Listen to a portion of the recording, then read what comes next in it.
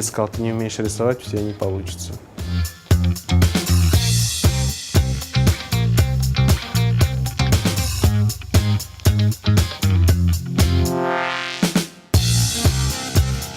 Ну, обычно ювелирку, которую мы встречаем в магазине, повседневную, он мне там. Потом в 2006-м меня родственница одна отвезла к Айберустар. И уже он меня познакомил с филигранью. Как это делается, что это делается. Научил всем тонкостям филиграни.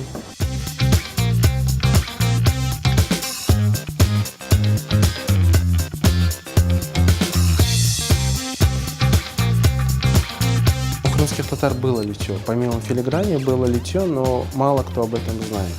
И литье, ну, как бы филигрань была более популярная. Литье в основном это были либо дети, либо небогатый слой населения.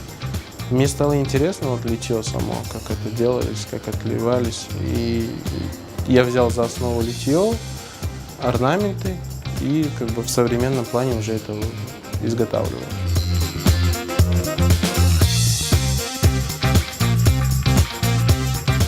Я его должен делать таким, чтобы он нравился мне. То есть, пока он не будет окончательно нравиться мне, я его не сделаю. Это будет литье, он будет шала в нескольких, ну как бы несколько уровневый.